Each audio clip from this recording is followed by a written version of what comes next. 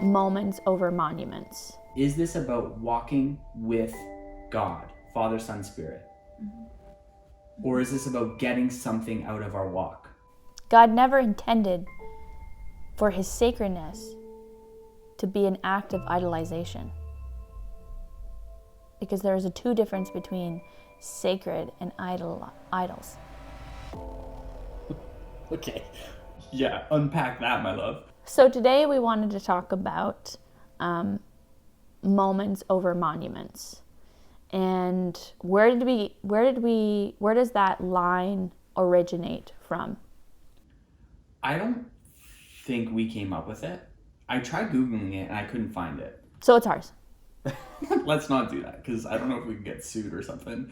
But the phrase came from us reflecting on our road trip and us looking at the road trip overall and the things that we were experiencing. And if this happens to be the first episode that you're listening to, basically this past summer, Carrie and I went on a road trip in the United States. We live in Niagara Falls, Canada. And essentially we went from Niagara Falls to Colorado to the desert, like Utah, and then Utah back to Colorado and then home. It was 24 days. We drove 11,000 kilometers. We tented the entire thing. We didn't plan 95% of it until we were on the road. That's the shortest version of that I can say. So on the road trip, we're reflecting what we were learning. And the truth is, because we were grieving with our news about the infertility, there were a lot more messy moments than either one of us anticipated for the trip. And in that, we were like realizing, I guess, that there were beautiful moments that we had on the trip. But if we were hoping that this trip would be almost like the perfect trip, it wasn't that. And so we could either accept the fact that there was these messy moments and have that be how we describe and define the trip that we were on, or we could lean into the situation closer and say, no, there were actually really beautiful moments. Like, I'll never forget watching the sunset with you at the Grand Canyon. Literally such a beautiful sunset while literally there was only a handful of people there. And we had a solid hour of just you and me, the Grand Canyon, and this amazing sunset. That was a beautiful moment. And before that moment, there were messy moments. And after that moment, there were messy moments. But that in and of itself was a moment that we were able to share. Why do we say moments over monuments? What do we mean by monuments, Carolee? Well, and I think we've used this phrase, but there was the trip that we planned and dreamed of, and then there was the trip that we were on. And isn't that life where it's like, oh, like I graduated from this program, yay, but I'm still here.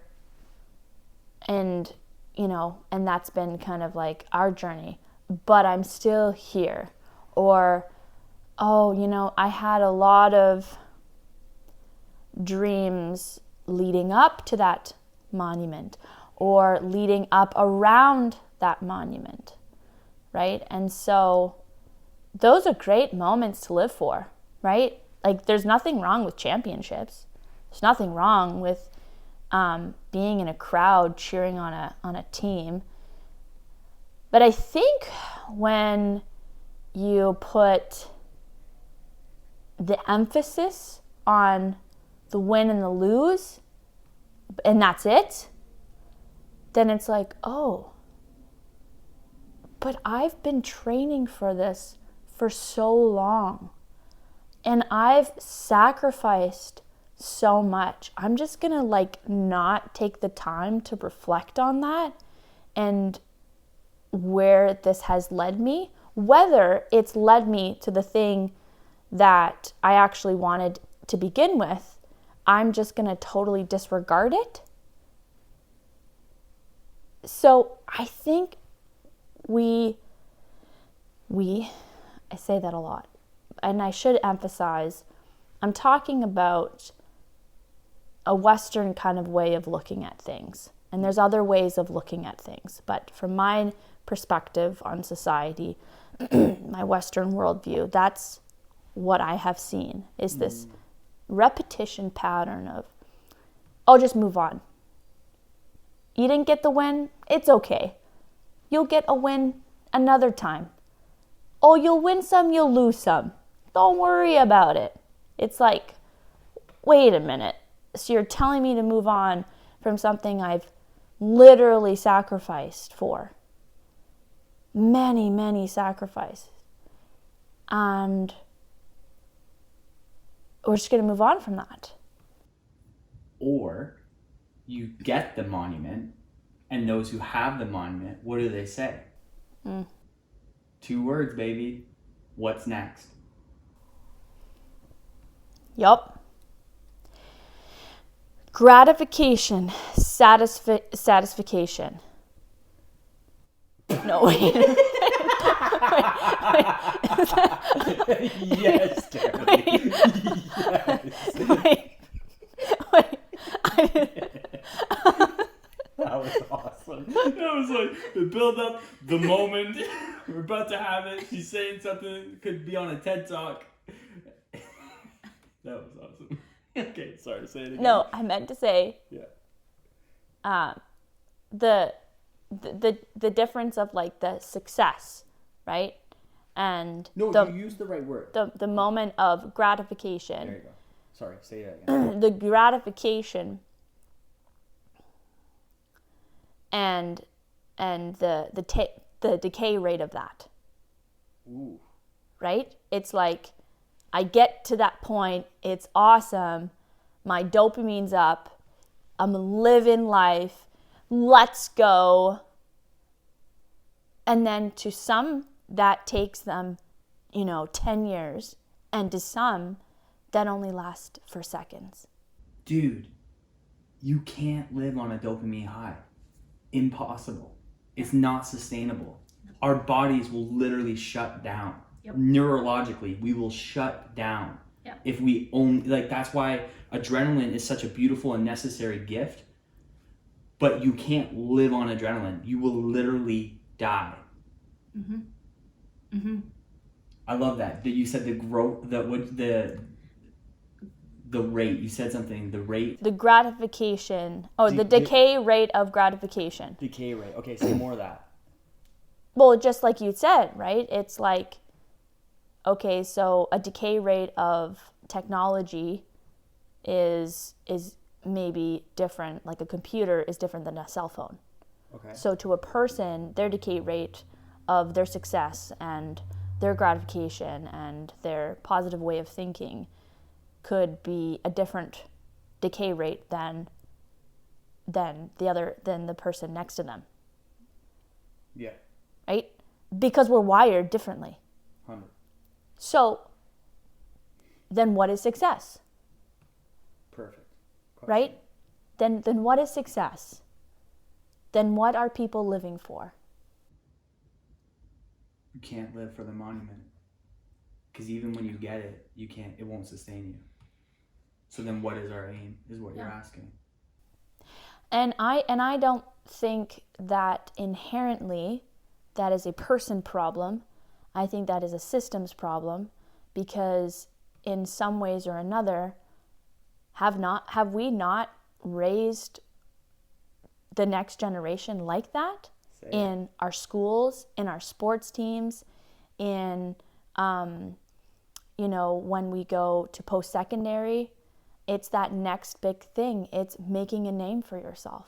So for the people that do not make a name for themselves or do not have extra letters beside their name, who are they? And how do they contribute to society? Because isn't that what is living and what is, being a human being is contributing to society? Fire. Keep going. And I would say no. You don't. And so, we might, what is our inherent value as a human being? Yeah. Is it what we do? Is it what we are made for? Is it who we are?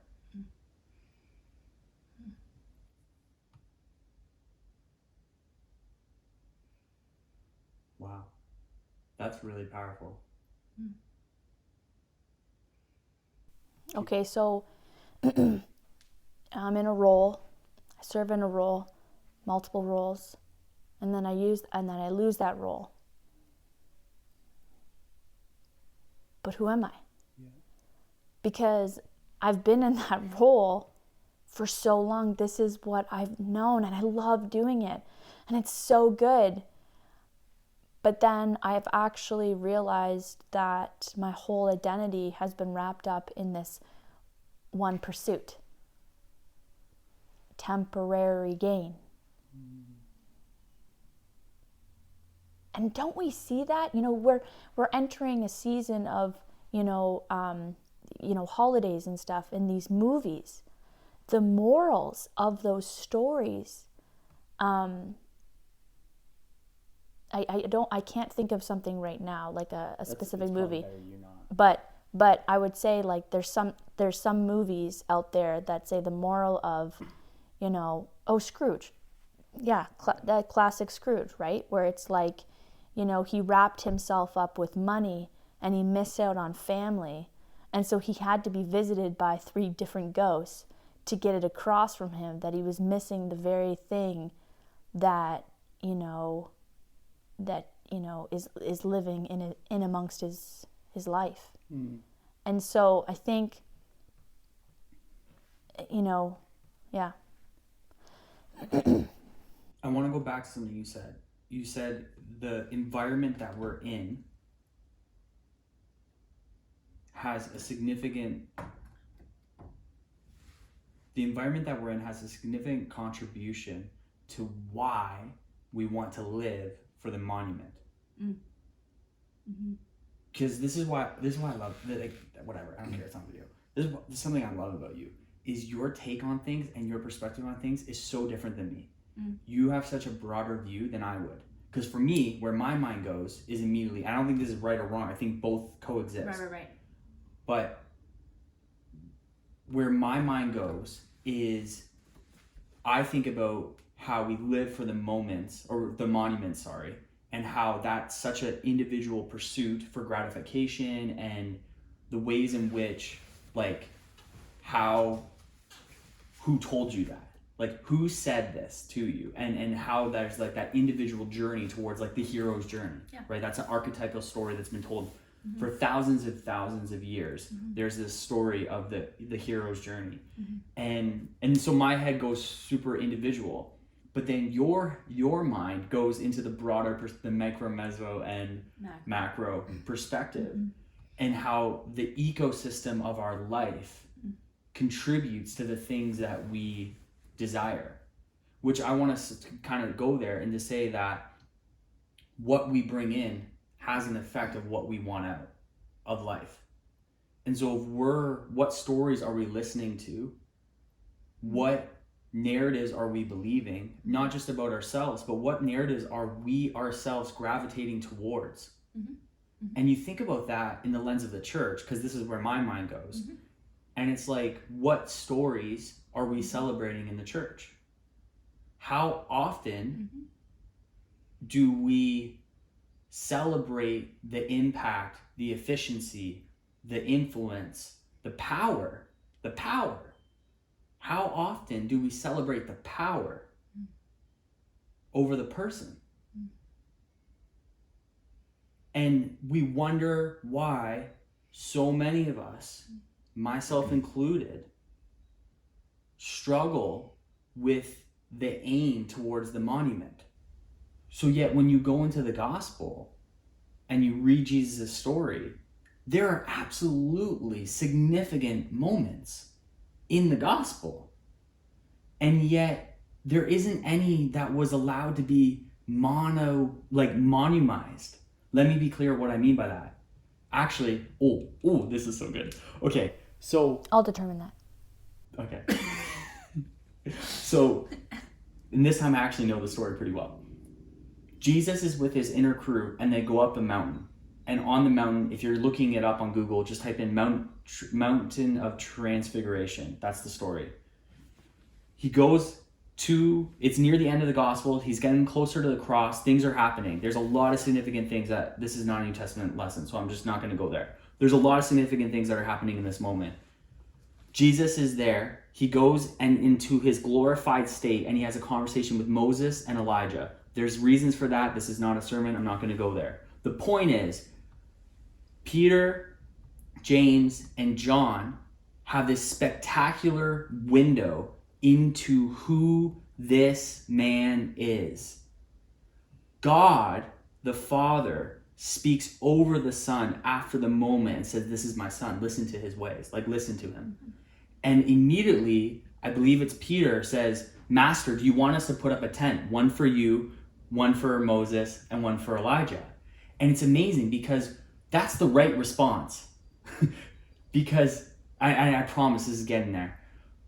That's the right response if you were a Jewish man in that world, because their whole land was full of monuments that represented different moments that God touchstoned the earth. Mm-hmm. You know, there was like so many, the well that, I think it was Jacob's well. Like they literally had Jacob's well as a significant place where God met Jacob. And there's all these different stories I don't want to get into, but the point is, there's this moment where something beautiful happens and Peter says, let's set up the tent. Let's make this a monument.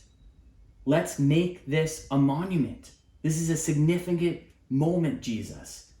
And what happens is Jesus says, no, I have to continue. And they go down the mountain because he actually had to go to the cross. But my point is, even in the Gospels, there's this window into, are we going to live for the monuments? Or are we going to live for the moments? And are we going to live through the moments? Not even for the moments, but through the moments. And it doesn't mean that we don't recognize the significance of the moment. It's still in the book. It still made the gospel stories. Like, it is significant. We need to know about that story. But to live in that place is where I think we're talking about that tension. God never intended. God never intended for his sacredness to be an act of idolization. Because there is a two difference between sacred and idols. Okay. Yeah, unpack that, my love. Well, that's a Brilliant. side note, because I would say, like, you know, we talked about, you know, events, because like any storytelling in history, we weren't there. So they are subjective in retelling the story. And so we have to we have to be careful. That's why I think it is really important to do like a deep dive in the context when you're reading scripture. Because it could be, what I think you're saying is, it could be so harmful in our interpretation of what is sacred, because what is sacred can be taken into culture, and we idolize that thing. And Jesus is like, oh, you totally missed it. You totally missed what I was trying to say and what I was trying to do, because you put in the application of self-indulgence.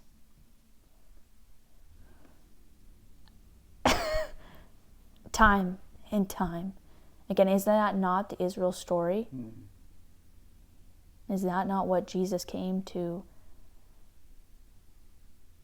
heal in his wounds, in his death? Is, okay,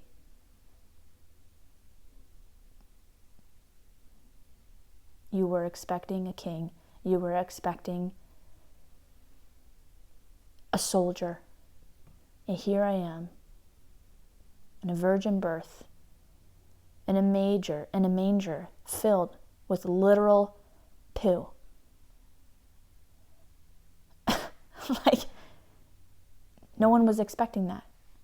But that's because our eyes were on something, a distraction of what he's trying to do.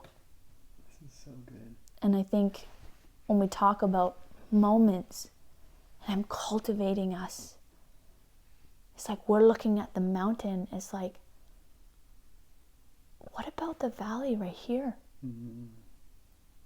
We were around a friend not too long ago, and she said something about, isn't a valley has the most rich soil? And that really hit me. Mm-hmm. Because I think when we retell stories about valleys, it's like, it's okay that you're in the valley. But You'll get through. The mountain's coming. Right? It's Friday night. The Sunday morning's coming. So it's like, oh no, there is still things planted in the valleys. Yeah. Oh yeah. So I think. And wouldn't we rather be in the valley if that's where he is? Anyways? Like, imagine getting to the top and he's not there. Like, what is this about? This is what this boils down to, I think. Is this about walking with God, Father, Son, Spirit? Mm-hmm. Or is this about getting something out of our walk? Well, yeah. And I think what we also have to ask that question, because we have the space for us on the show, which is cool, is what is it about the monument? So, what is this monument feeding me?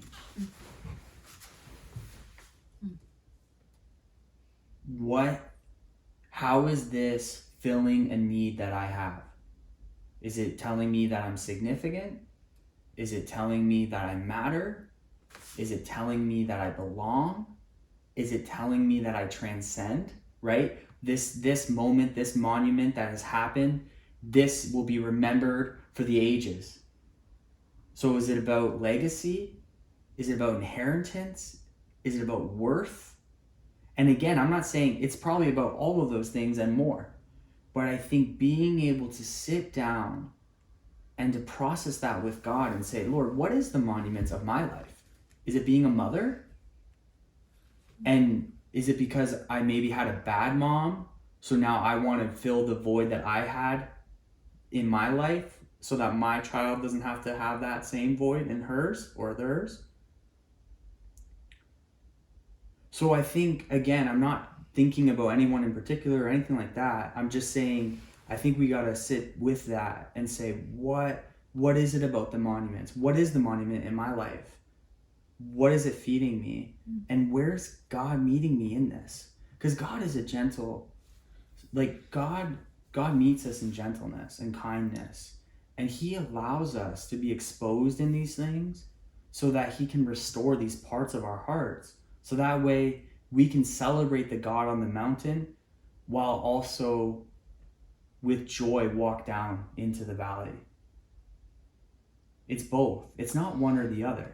It's not one or the other. Yeah, and I think what you're saying is discerning what we are living for, why we're living,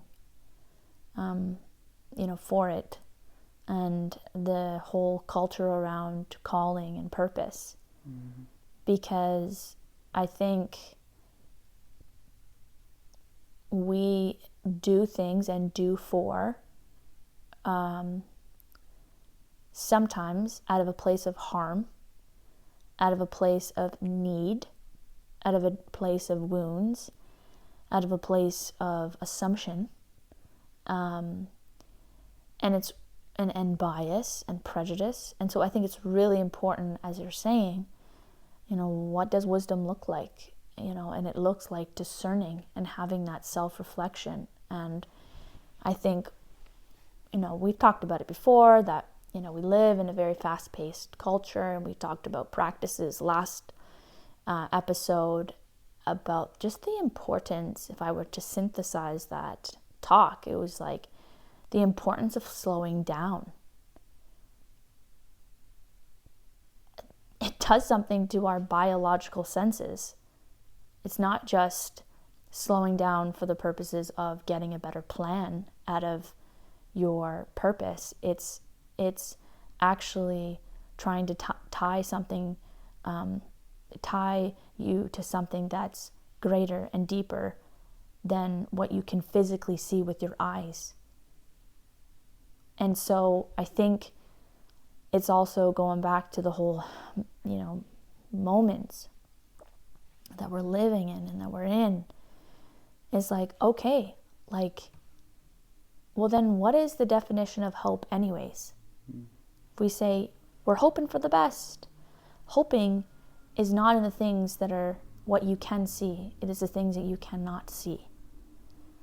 And so, the encouragement, and that is my hope, is that, we would be, continue to be a people that is set on the things that are, not yet, and the things that, and being content and okay that you have not received this and this and this, because it does not limit. Just because you don't gain all those different things that you had hoped for and dreamed of, because dreams, we're not bashing on dreams. Actually, dreams is a powerful, beautiful thing. But if we're wrapping our senses, our ability, our identity wrapped up in dreams, we're still sleeping. And we're not in reality. We are not mindful. We are not grounded because we're somewhere else. And God's presence wants us to be exactly where we are. Even where we are, if it may, the valley, or if it may, the mountain. Not one is greater than the other. So you said a couple of things there I want to highlight. One of them is, you said, hope is not in what we see. And I thought about that, and I'm like, it's being able to have the eyes to see the baby who is the Son of God. Behold. Right? In Revelation, there's that beautiful, behold, the Lion of Judah declaration. But then what does John see? The Lamb that was slain.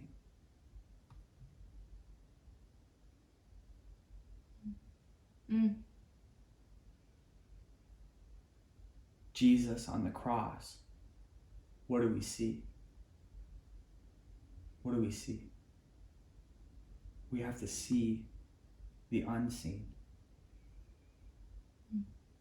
We have to actually see what's unseen to have hope. So then how do we have eyes to see and ears to hear? Abiding in the vine. You got to know him. You got to know him. And when you know him, it's amazing what can happen. I have had moments in my life where I was expecting the mountain, and I was expecting the spectacular. And the Holy Spirit whispers to me, oh son, it's not going to go like that this time. But I want you to do it anyways. Do you know how awesome it is to do something that doesn't meet any of your dreams, hope for, or expectations, but to still have peace with it because you know the man,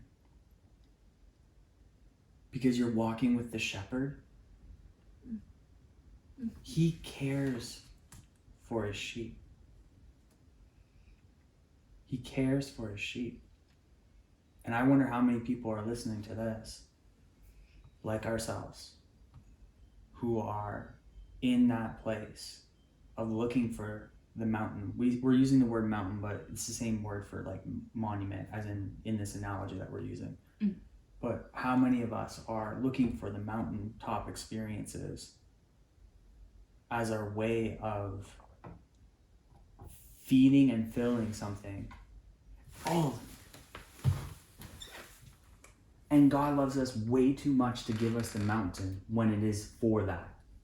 He loves us way too much to give us the mountain when it's for that. Meaning,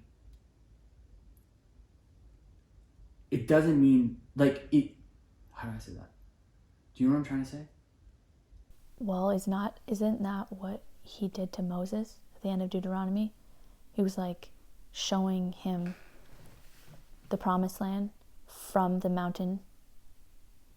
He got him up the mountain. He's like, you can see it, but I'm not actually going to get you physically there. It's not out of hate. It's not out of control. It's out of love. Yeah. Because if you had the experience, maybe you would miss it. Maybe it would fill that spot.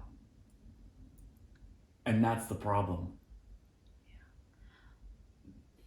Yeah, and I think Yeah, it's like the person, just the easy way to, because obviously some of this is very abstract maybe for some people to hear. So the way I would practically say it is, let's say you're desiring to have a partner in life, a marriage in life, and you want that so badly. Sometimes God will love you enough to not give you that, so that way you find complete security and rest and fulfillment in Him, so that when you have the marriage or the partnership, you're actually able to flourish the way He's designed you to. But if you went straight to the marriage or straight to the relationship, then what you would do is you wouldn't have the experience of God's love and grace and fulfillment. And that relationship would replace it. Now, let's be clear. You and I, we don't have a perfect marriage, but we got a pretty good one. I'm thankful for it. And it's definitely fulfilling. good. If I could do Circle. Good. Somewhat, no, good. I'll put it good. Excellent. It's like, well, they want one, so I'll... I wish I was good at editing, because I would totally like edit like a check mark or whatever, but I have no idea how to do it. If you know how to edit, like... You could probably do that. I don't know how. You'll just put a good at the end. Either way. So God loves us too much to give us it sometimes, because that will fulfill us, and then now we don't need Him. But that doesn't mean the thing that we desire isn't actually sourced in Him. It's a realignment. And that goes back to what I was saying about idols, because that's what the Israel story is.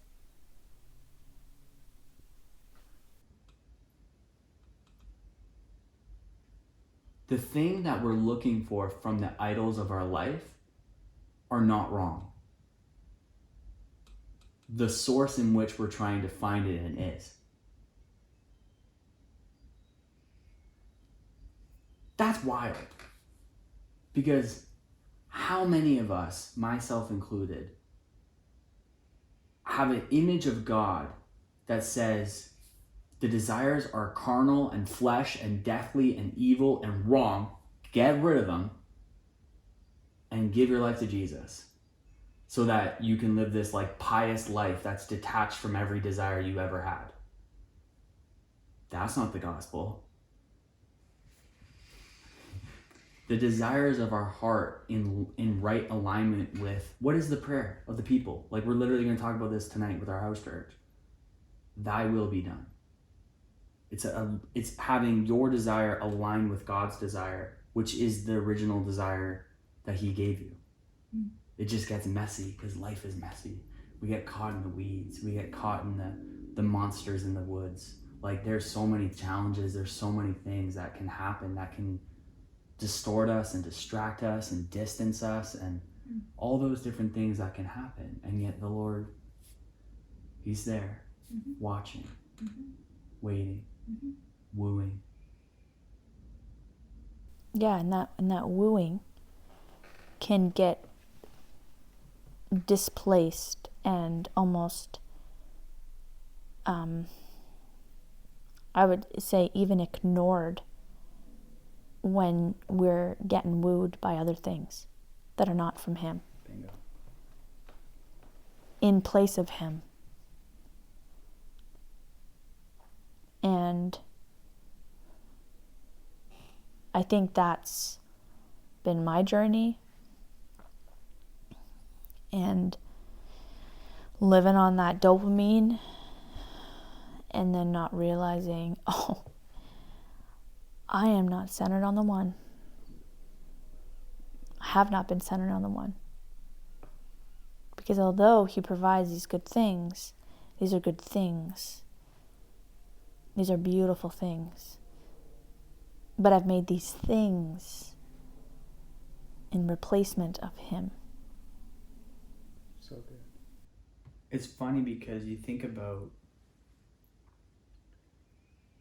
Jesus's one of his final words to the disciples in the Last Supper, and that moment that he created for them to have an act, to remember, to experience, to declare, to live in and through.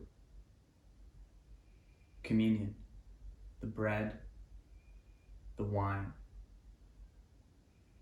That moment reorientates us to Father, Son, and Spirit in the context of community, because we are not running this race alone, and we need each other. We need each other. And I think I've said this before to our church, like, I don't think we have an idolatry issue in Canada. I think we have amnesia. Like in the church, I don't think the greatest issue in the church right now is idolatry. I think the greatest issue in the church is amnesia. We forget who he is. We've lost our way in remembering and being in right relationship. And I'm here, I'm just as much relearning and continue to be relearning what it is to be in right relationship with the Father through the Son by the Spirit. Mm-hmm. And it's like when you get wrapped into that Trinitarian relationship, it's like a dance that everything else, it's not that everything else doesn't matter, and yet everything else becomes so much more significant. It's the smaller things in the life that just become to burst forth with color. It's the smaller things in life that become so valuable to you, not because they feed that part of you, but because it's all a gift. It's a gift from the gift giver. And there's such a beautiful transcendent love that's in the moment, but it's in the moment that is actually wrapped in eternity. Because what's happening is you're actually becoming and becoming awakened in that moment to an eternal reality that is not bound by the time that our earth is bound by. I know that's super abstract, but it's true. No, the eternal weight of glory. Yep. And that's what that is such a great gift. That's good news. And time again we miss it.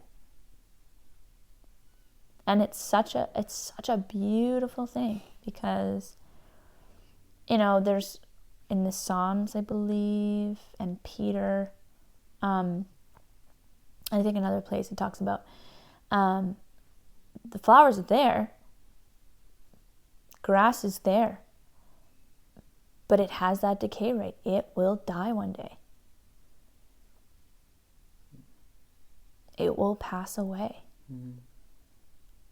But who remains? Who remains? And that is our hope. That is our hope, and that is, yeah. Yeah, because it's like, when you said about hope is not in what we see, right? It's like, on the surface level, when you think about that, it's so nihilistic. Like, what the heck? Like that, I'm more the pessimist in this relationship. So I'm like, my initial is like, what the heck's the point then, dude? Like, it's all gonna fade and destroy anyways. Right? Surface. What you see. But then the unseen is like,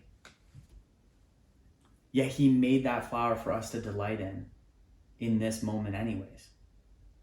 And yet he allows that flower to flourish for the moment that it's in. And that somehow matters to him. If it didn't, why is it there? No. If it didn't, why is it there? If you didn't matter to God, why are you here? If you didn't matter to God, why are you here? I don't care what the voices have told you. And I don't care what you've told yourself. Why is it there? If it didn't matter to him.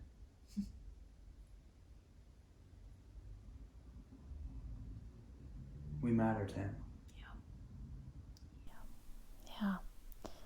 Yeah. It's good. It's good. That's good.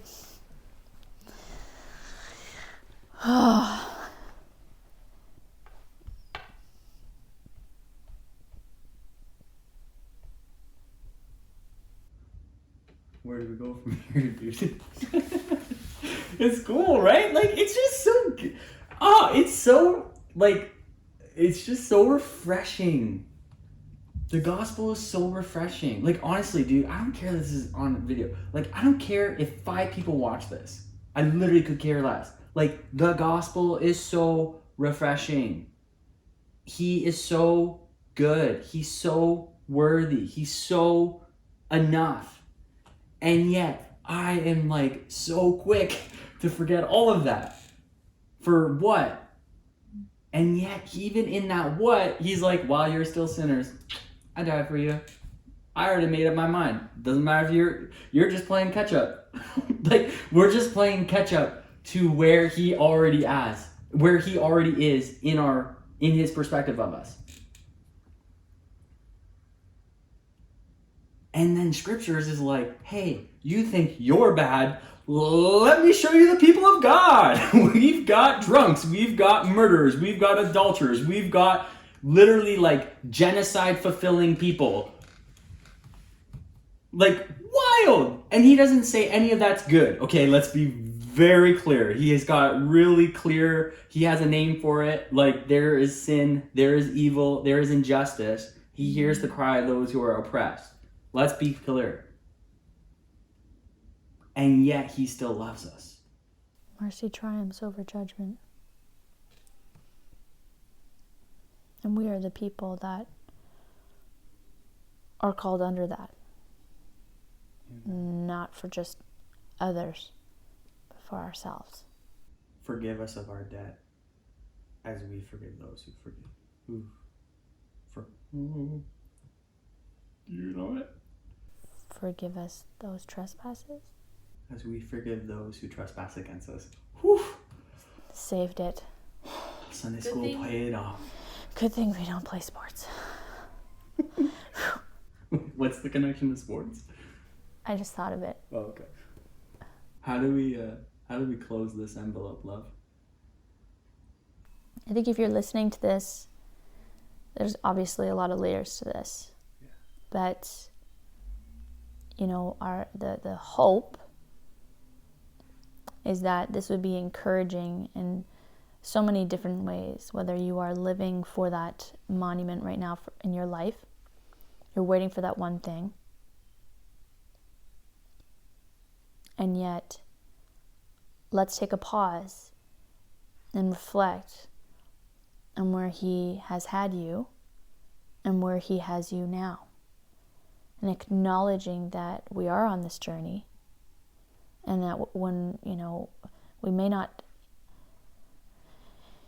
get to have or see all of those great monuments in life, we can live right now in the moment that we're in, to see him, to look in the mirror and see that we are and we have always mattered to him. And thank goodness, there is no striving in the kingdom, and that there is freedom for us to just receive his goodness and his grace and his mercy, because he isn't looking at what we did or what we will do. He looks at us right now as we are. Moments over monuments, because we all matter. And he loves us way too much to have us live for those monuments.